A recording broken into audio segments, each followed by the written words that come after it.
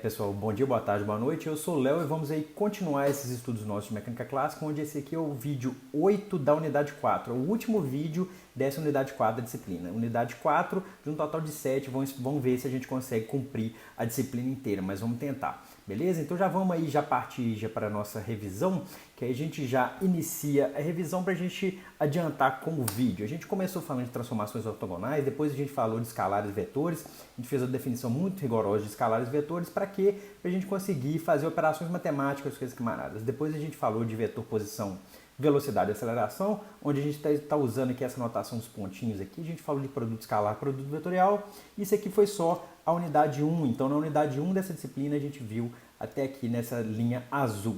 Depois, na unidade 2, a gente começou a falar de leis de Newton. Então, a gente fez vários problemas sobre leis de Newton. A gente discutiu bastante sobre as leis de Newton. A gente falou de sistemas de referencial inercial. A gente falou de lei de conservação para uma partícula. Em breve, nós vamos entrar aí com o sistema de partículas. Então aqui até na linha vermelha foi a unidade 2. Depois a gente falou na unidade 3 sobre oscilações, onde a gente falou do oscilador harmônico em uma dimensão, a gente falou do oscilador harmônico simples, oscilador amortecido, os três regimes de amortecimento, a gente falou de oscilações forçadas. A gente também falou de diagrama de fase e do oscilador harmônico em duas dimensões. Isso aqui, em duas dimensões, perdão. Isso aqui foi só a unidade 1, 2, 3, foi só, entre aspas, da unidade 1, 2, 3.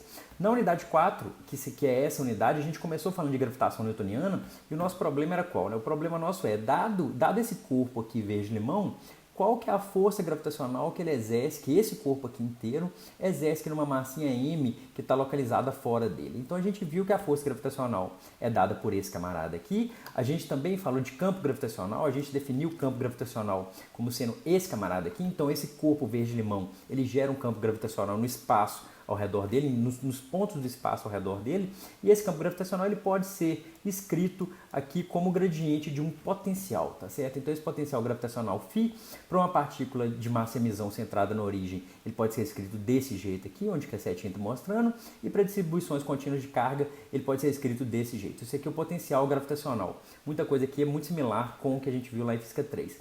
A gente falou de energia potencial gravitacional, que a força gravitacional pode ser escrita como menos gradiente da energia potencial gravitacional, e a gente falou aqui da lei de Gauss para o campo gravitacional, que ele é escrito desse jeitinho aqui, tá certo? Então isso aqui tudo a gente já viu lá atrás na unidade 4, nos primeiros vídeos da unidade 4. A gente também falou do efeito de maré, então a gente fez um modelo simplificado, onde a gente estava estudando o efeito gravitacional da Lua na Terra, em pontos aqui na superfície da Terra. Então a gente descobriu essas equações aqui, que elas descrevem até bem, dado esse modelo simplificado nosso, elas descrevem até bem a situação física envolvendo esse efeito de maré da atração gravitacional da Lua na Terra.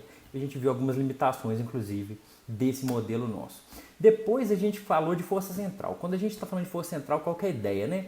A ideia é o seguinte, dadas essas duas massinhas aqui, M1 e M2, vamos supor que a força entre elas ela ocorre só nessa linha que liga esses dois camaradas, ou seja, a força entre esses sujeitos depende só desse vetor R, tá certo? Então o potencial ele vai depender só de R, desse vetor R que é o vetor R, que é o vetor R1, menos o vetor R2. Se a gente localiza a origem do sistema de referência no centro de massa, a gente falou aqui sobre massa, a gente pode chegar numa equação aqui para massa reduzida, isso aqui a gente também já fez no outro vídeo, e essa massa reduzida é interessante por quê? Porque a gente troca esse problema nosso de dois corpos, a gente troca para um corpo só de massa μ sujeito à força F1, por exemplo. A gente falou aqui de posição e momento linear dessa partícula aqui de massa μ, e essa partícula de massa μ que está ali se locomovendo com relação ao centro de massa, tá certo? Esse camarada a gente pode falar de momento angular para essa partícula, e esse momento angular a gente viu que ele tem módulo constante, e esse módulo é dado por esse camarada aqui. Então o módulo do momento angular é dado por esse sujeito. Lembre-se desse valor aqui que a gente vai utilizar nesse vídeo. A gente também lá no primeiro vídeo de força central, acho que é o vídeo 5 dessa unidade, a gente mostrou que esse corpo de massa μ que se move com relação ao centro de massa, ele varre áreas iguais em tempos iguais, ou seja, a taxa de variação da área que esse corpo percorre no tempo é constante. Isso aqui é a segunda lei de Kepler, a gente vai voltar nisso nesse vídeo, tá certo? E a gente também fez aqui uma interpretação para a energia mecânica desse sujeito. A gente falou que a energia, a gente pode identificar aqui uma parte cinética, a gente pode identificar um termo centrífugo e o potencial real de fato que está atuando, né, no sistema. Beleza? Então isso aqui tudo a gente estudou nos outros vídeos. É um resumo até bem grande, né? Mas aí depois de umas continhas muito doidas que a gente fez uma contaiada danada para a gente tentar encontrar qual que é a equação da trajetória. Isso é o que a gente chama de problema de Kepler. A gente quer encontrar qual que é a trajetória de uma partícula que se move com relação ao potencial gravitacional, a energia potencial gravitacional, por exemplo. Então a gente definiu aqui esse parâmetro alfa, que é L2 sobre μk, e esse parâmetro epsilon, que é 1 e que é 1 mais 2 vezes energia vezes L ao quadrado dividido por μk ao quadrado. Então, definindo esses dois camaradas aqui, a gente chega na equação da trajetória. A equação da trajetória é esse sujeito aqui, ó. Alfa é igual a R, 1 mais epsilon cosseno de θ. Vocês estão vendo que isso aqui é uma equação que me dá uma função de R em função de θ, ou mesmo de θ em função de R, não importa. Mas o que importa é que essa equação aqui, ela me dá a trajetória dessa partícula com relação ao centro de massa ali, tá certo? Então, é uma equação de uma cônica. Essa equação aqui, se vocês lembrarem lá das aulas de geometria, né, geometria analítica, essa equação aqui é uma equação de uma cônica com foco na origem, ou com foco na origem que a gente tinha definido, que é o centro de massa desse sistema, certo? Esse fator 2 vezes alfa é chamado de latus retum, é a corda focal da cônica, e esse termo aqui, epsilon, esse termo é muito importante, certo? Esse camarada aqui, ele é chamado excentricidade. A gente vai estudar um pouco a excentricidade nesse vídeo. Então lembre-se desse termo aqui, epsilon. E vocês estão vendo que epsilon está relacionado à energia mecânica, tá certo? E note aqui que esse epsilon tem que ser maior ou igual a zero. Então vamos aqui estudar um pouco mais essa excentricidade, um pouco mais a equação da trajetória. Então a gente pegando aqui a equação da trajetória e vamos focar aqui, focar no foco do problema de Kepler, né, que já tinha um foco aqui, que é na elipse, né? Então vamos tentar focar aqui no problema de Kepler. Qual que é o problema de Kepler? O problema de Kepler ele queria descobrir qual que é a órbita dos planetas, dadas as observações lá do Tycho Brahe. Beleza. Ele tinha esse problema, os planetas eles se movem em órbitas ao redor do Sol, tá certo? E ele queria saber qual que era esse tipo dessa órbita. O Kepler ele não utilizou as leis de Newton para descobrir as órbitas. O que a gente está fazendo aqui é esse caminho inverso. A gente está utilizando as leis de Newton para descobrir as órbitas. Então a gente já descobriu aqui que a equação da trajetória é essa equação aqui. E essa equação aqui é uma equação de uma cônica. Um dos tipos de cônica é justamente a elipse. Então vamos tentar aqui estudar uma elipse que ela tem aqui foco nesse pontinho azul que está aqui, ó. Então a elipse o foco da elipse está nesse pontinho azul aqui. Esses parâmetros A e 2B, daqui a pouco a gente vai falar sobre eles. Mas a gente tem essa elipse aqui, tá certo? Ela está bem achatadinha, ela está bem forçada, essa elipse aqui. Os planetas eles não se movem numa elipse tão excêntrica. Essa excentricidade, quanto maior a excentricidade, maior esse achatamento da elipse. Mas a gente tem aqui uma elipse com esse foco aqui, nesse pontinho azul aqui, tá certo? A equação da trajetória é esse camarada. E aí vocês estão vendo o quê? Que vamos supor que o planeta... Tá, o problema de Kepler é descobrir qual que é a órbita desses planetas e algumas outras quantidades com relação a essa órbita dos planetas, tá certo? Se os planetas se movem ao redor do Sol, eles podem ter órbitas circulares, elípticas, parabólicas e hiperbólicas. Isso a gente já viu lá atrás, tá certo? Isso a gente já viu lá atrás, eu vou repetir aqui nesse vídeo. Então, olha só, dado aqui que a gente tem essa órbita elíptica, e aí vamos pegar aqui, né? O planeta ele vai continuar se movendo ao redor do Sol. Então, uma órbita parabólica ou hiperbólica para um planeta, a gente já pode pensar em descartar, tá certo? Então, ou o planeta vai ter uma órbita circular ou elíptica. Então vamos assumir aqui que o planeta ele tem uma órbita elíptica dessa forma aqui, tá certo? Então um objeto que tem uma órbita elíptica dessa forma, vocês estão vendo que ele tem aqui um ponto de maior aproximação do foco e um ponto aqui que ele está mais longe do foco. Esse ponto aqui, onde ocorre esse R mínimo seria esse camarada aqui, ele ocorre quando o quê? Quando esse θ é igual a zero. Se θ é igual a zero, o cosseno de θ aqui, ele é máximo, né? Ele é igual a mais 1. Quando eu passo esse camarada aqui dividindo, eu tenho um valor mínimo para o R. Isso aqui é chamado de pericentro, ou para uma elipse geral, né? Ou periélio, se for para o Sol, ou perigeu, se for para a Terra, tá certo? Bacana. E qual que é esse ponto aqui onde o R é máximo, que é o ponto de maior afastamento ali do foco? O ponto de maior afastamento ali do foco, não sei se deu para ver com essa canetinha que eu eu fiz. Deixa eu até voltar duas aqui. Tchum. Essa canetinha que eu inventei aqui, ela é boa, né? Para mostrar isso aqui. Então, eu vou pegar esse camarada aqui, sei lá, esse sujeito aqui. Não, esse aqui também ficou ruim. Tchum. Beleza, vou pegar esse, vermelhinho mesmo, que é o melhor aqui para ver.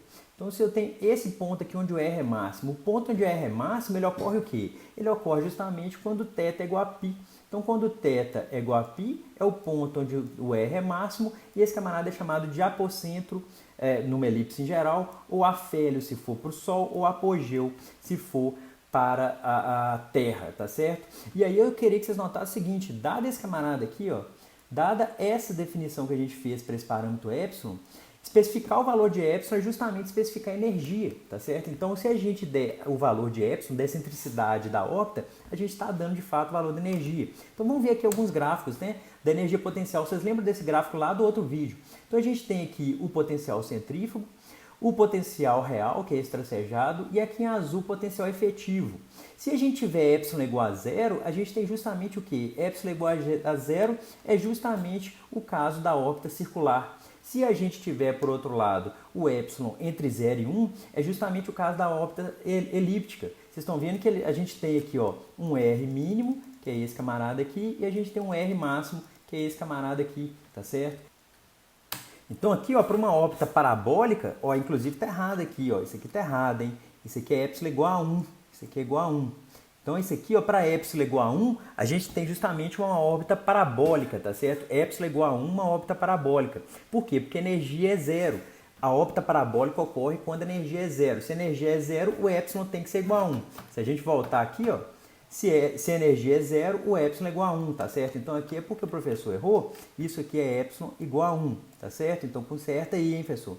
Conserta aí vocês também. Isso aqui é epsilon igual a 1. Para epsilon igual a 1, a gente tem energia igual a zero, e isso me implica que a órbita é parabólica, tá certo? O epsilon é igual a zero quando eu tenho aqui justamente a órbita circular, que é o que eu tinha mostrado aqui, ó. Para epsilon igual a zero, eu tenho uma órbita circular. Aqui para epsilon igual a 1, que eu tenho uma órbita parabólica, tá certo? E para epsilon maior do que 1, eu vou ter as órbitas hiperbólicas. E aí vocês estão vendo que as órbitas parabólicas e hiperbólicas elas são abertas e as órbitas elípticas e circulares elas são fechadas, tá certo? Então se epsilon for entre 0 e 1, incluindo 0 e excluindo 1, a gente tem aí órbitas fechadas para os objetos sujeitos à força central. Bacana, né? E agora vamos voltar na elipse aqui, ó. Então a gente tem essa elipse aqui, esse parâmetro A, esse parâmetro 2B, a gente vai definir agora. A gente já tinha definido esse parâmetro alfa, aqui a excentricidade, tá certo? Esse parâmetro aqui é muito importante. A gente tem aqui a equação da trajetória. Mas quem que é esse sujeito A aqui, ó? Esse sujeito A aqui, esse camarada, ele tem um nome, tá certo? Ele chama semi-eixo maior. E esse semi-eixo maior para uma elipse em geral, dada essa equação da trajetória aqui em cima, esse semi-eixo maior ele é dado por isso aqui, ó, é alfa dividido por 1 menos epsilon ao quadrado, que se vocês substituírem o valor de alfa e o valor de epsilon, vai me dar aqui K dividido por 2 vezes o módulo da energia, tá certo? Então esse parâmetro aqui é chamado de semi-eixo maior e esse parâmetro B é chamado de semi-eixo menor, e ele pode ser escrito como raiz de alfa vezes A, que pode ser escrito dessa forma, basta vocês fazerem a continha, basta substituir o A aqui embaixo, e se vocês substituírem aqui a definição de alfa e a definição da excentricidade, a gente vai ter esse valor aqui para o parâmetro B, que é o semi-eixo menor. Então lembre-se disso aqui que nós vamos utilizar agora no próximo slide para tentar chegar em todas as leis de Kepler, tá certo? A gente vai tentar chegar em todas agora, nas 3 leis de Kepler agora. Então vamos lá, ó. Então vamos lembrar aqui, ó. O semi-eixo maior ele é dado por esse camarada, então o semi-eixo maior é esse camarada aqui, em vermelho, tá certo? O semi-eixo maior é esse camarada aqui, azul, então anotem isso aí, deixe isso aí anotado. O semi-eixo maior é o A, o semi-eixo menor é o B. E esse alfa, a gente pode escrever esse alfa como sendo L quadrado sobre μk. Isso já foi a definição de alfa lá atrás.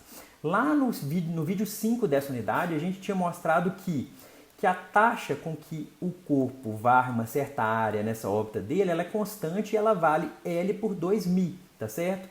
Então, se a taxa é constante, que vale L por 2000, eu posso fazer o quê? Eu posso fazer aquela gambiarra de jogar o dt para um lado, jogo L por 2000 para o outro lado, e aí eu vou ter isso aqui, ó, dt é igual a 2000 sobre L dA, certo? Se eu integro esses dois sujeitos, se eu integro aqui na esquerda e na direita, eu vou ter o quê, né? Integral de dt é justamente t, que é o período orbital, então esse tzão aqui é o período orbital. E integral de dA, como 2000 sobre L é constante, integral de dA é justamente a área da elipse. E aqui nós já estamos focando na elipse, porque a gente já está falando do problema de Kepler. Tanto é que eu já tinha definido aqui em cima semi-eixo maior, semi-eixo menor, tá certo? Então a gente já está focando aqui na elipse.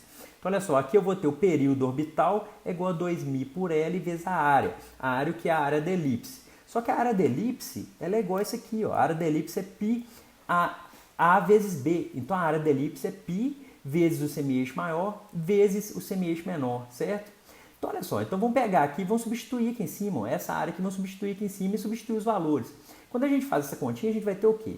Que o período orbital, ele é o quê? Olha aqui, ó, período é 2000 sobre L vezes A. Então é 2000 sobre L, π vezes A, que está aqui, certo?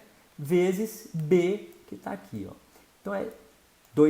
Então o período orbital é 2000 sobre L, π A, B, tá certo? Beleza. Se a gente faz aqui as simplificações, a gente vai notar que o período orbital pode ser escrito aqui em função da energia do nosso sistema, energia mecânica do sistema que a gente está trabalhando, certo? Só que a gente também pode escrever isso aqui da seguinte forma. A gente pode escrever aqui, ó, 2000 sobre L está lá, que é 2000 sobre L que está aqui em cima, π A vezes esse camarada aqui, ó. Por que é esse camarada? Porque pensa só comigo. O semi-eixo menor que está aqui em cima, ele é raiz de alfa vezes A. Então, eu vou substituir aqui, ó. Olha só, o período é 2000 sobre L vezes a área, certo? O período é 2000 sobre L vezes a área. Então, é 2000 sobre L vezes a área. Só que a área é π A vezes B. Só que B pode ser escrito como raiz de alfa A. E o alfa está escrito aqui que é L2 sobre μk. Então, eu vou ter o quê? Que o período orbital pode ser escrito desse jeito, certo? Se a gente faz as continhas aqui, vocês vão mostrar que o período orbital, esse período orbital aqui, pode ser escrito como 2π raiz de μ sobre k, A elevado a 3 meios, certo? Onde esse A é o semi-eixo maior. Se a gente eleva isso aqui tudo ao quadrado, a gente tem essa equação aqui, ó. E essa equação aqui é muito importante. Por que essa equação aqui é muito importante? Porque ela está mostrando para a gente o seguinte, que o quadrado do período orbital, ele é proporcional, porque esse termo aqui é todo constante, ó, 4π ao quadrado, μ dividido por k é constante. Então, o quadrado do período orbital é proporcional ao cubo do semi-eixo maior. Isso aqui é justamente o que a gente chama de a terceira lei de Kepler. Isso aqui eu tive que colar lá, que eu sempre esqueço qual que é qual. Isso aqui é justamente o que a gente chama de terceira lei de Kepler. Então, olha só, o quadrado do período é proporcional ao cubo do semi-eixo maior. Tá certo? Isso aqui é o que a gente chama de terceira lei de Kepler. Então, aqui só fazendo uma nota histórica, já que a gente está falando de Kepler, né? Se a gente pegar aqui a força gravitacional entre, por exemplo, o Sol e a Terra, por exemplo, força gravitacional é esse camarada aqui, tá certo? De forma que o K, a gente pode escrever o K como sendo G, M1, M2. Se a gente substitui esse K na equação que a gente tinha encontrado cá no slide anterior, que é essa equação aqui, a gente vai encontrar esse camarada aqui, ó. Período ao quadrado é esse sujeito aqui, isso aqui é o que a gente já tinha encontrado. Vou substituir o K aqui, ó, e vou também fazer a continha para o μ. Vou abrir esse μ aqui. Quando a gente faz essa conta, a gente chega ao seguinte, se esse M2 é muito maior que M1, a gente encontra essa equação aqui, que é justamente a equação que o Kepler tinha encontrado na época. Por quê? Porque a massa do Sol é muito maior que, por exemplo, a massa da Terra, a massa de Marte, assim por diante. Nem comparava a massa de Júpiter, mas só Júpiter que ainda é um cacete de planeta que vai dar alguma diferencinha. Mas só que para os outros planetas, praticamente a gente pode assumir esse limite, que a massa do Sol é muito, muito maior que a massa do planeta, tá certo? E essa equação aqui é justamente a equação que o Kepler tinha encontrado nos estudos dele. Então isso aqui é um negócio fenomenal. O cara encontrou essa equação aqui utilizando as observações do Tycho Brahe. E essa equação aqui é muito legal. Ela está falando que o quadrado do período orbital de um planeta é proporcional ao cubo do semi-eixo maior. Isso é fantástico. E aí a gente chega aqui nas três leis de Kepler, né? Utilizando aqui as leis de Newton. Então, olha só, a gente chegou aqui nas leis de Kepler utilizando as leis de Newton. E isso eu não sei de vocês, mas eu acho isso uma coisa fantástica, tá certo? Tanto o que o Kepler e Tycho Brahe fizeram na época dele, quanto o que Newton fez, utilizando uma teoria, chegar nas leis de Kepler dessa forma. Isso é um negócio que é fantástico. Olha só, as 3 leis de Kepler. Primeira lei de Kepler, a órbita dos planetas são elipses com o Sol num dos focos. A gente chegou nessa primeira lei de Kepler. Por quê? Porque a gente descobriu que, dado um problema de força central com potencial gravitacional, a gente encontrou que a equação da trajetória é esse sujeito aqui. Se a equação da trajetória é esse sujeito, que é uma equação de uma cônica, ela contém uma órbita circular, contém órbita elíptica, contém órbita hiperbólica e contém órbita parabólica, tá certo? Mas contém órbitas elípticas. Então a gente chegou, utilizando as leis de Newton e utilizando esse problema de força central com potencial gravitacional, a gente chega nessa equação de trajetória. Já é um negócio muito interessante. Segunda lei de Kepler, uma linha que une o planeta ao Sol, varre áreas iguais em intervalos de tempos iguais. A gente chegou a isso aqui, inclusive, sem assumir a lei de gravitação universal, tá certo? Isso aqui depende simplesmente da força central. Para qualquer problema de força central, isso aqui vai ser verdade, tá certo? Que o objeto ele vai percorrer áreas iguais em intervalos de tempos iguais. E por último, a terceira lei de Kepler, que o quadrado do período orbital de um planeta é proporcional ao cubo do semi-eixo maior de sua órbita. E a gente chegou explicitamente nessa equação aqui, e eu deixei aqui uma nota histórica para vocês da equação que o Kepler tinha chegado, que ela é uma aproximação extremamente boa para um objeto com massa muito grande, que no caso seria o Sol. E essa equação aqui é muito legal, né? Ela está te falando o seguinte, que o quadrado do período orbital de um planeta é proporcional ao cubo do semi-eixo maior. E isso vale também, por exemplo, para luas, para satélites naturais. Se você tem um satélite de Júpiter, esse aqui vai valer. Se você tem a Lua, esse aqui vai valer. É claro que dada aí a atração gravitacional do Sol, mas se a gente pegar só esse problema de 2 corpos, isso aqui está valendo. Isso é um negócio muito legal, gente. É muito legal a gente notar que essa teoria que a gente construiu agora de gravitação e de força central, a gente chega numa conclusão dessa. Isso aqui é um negócio muito legal. Que o período orbital de um objeto, ele é proporcional ao cubo desse semi-eixo maior dele. Isso é fantástico. Onde esse semi-eixo maior aqui, essa distância é metade ali, é esse camarada aqui, ó. É esse camarada aqui, ó. O semi-eixo maior é esse sujeito, tá certo? E aqui vale só também um comentário, né? As órbitas dos planetas não são elipses bem achatadas, senão elas são quase círculos. Só que esse quase é apenas um detalhe interessante. Mas elas são quase círculos, tá certo? Mas só que elas têm aí uma pequena... elas são elipses, só que são elipses que não têm uma excentricidade tão grande. Essa elipse aqui é uma elipse de excentricidade muito grande. As órbitas dos planetas são elipses de excentricidades bem pequenas, tá certo? Mas são elipses. Então a gente chegou aqui nas 3 leis de Kepler. Olha só, a gente falou que as órbitas são elípticas. Por quê? Porque as elipses estão contidas aqui dentro dessas cônicas, que os planetas eles varrem áreas iguais em intervalos de tempos iguais e que o quadrado do período orbital é proporcional ao cubo do semi-eixo maior. E aqui eu coloquei uma fotinha do Kepler, quem quiser ir depois pesquisar tá aqui em cima, né? Tá aqui em cima. Se alguém quiser pesquisar aí a biografia do Kepler, ele era um cara diferente, tanto ele quanto o Tycho Brahe, inclusive eles eram diferentes entre si, e o Kepler, inclusive, ele teve que defender a própria mãe com relação à inquisição de bruxaria. Então é um negócio interessante aí, se alguém quiser depois dar uma pesquisada, beleza? Mas a ideia é essa unidade 4 fica aqui, a gente encerra essa unidade 4, ela é muito densa, mas espero que tenha dado para vocês entenderem. São problemas interessantes, gravitação é um problema que eu acho muito interessante, e força central é um negócio que aparece sempre. Lá em mecânica quântica vocês vão estudar força central de novo, por exemplo, quando vocês forem estudar átomo de hidrogênio. Modelo do átomo de hidrogênio, se a gente quiser pegar a equação de Schrödinger para resolver o átomo de hidrogênio, a gente usa um problema de força central. Então é um negócio interessante para vocês já irem pegando a ideia de força central, tá certo? Então fica assim, até a próxima, um grande abraço, fiquem bem, falou!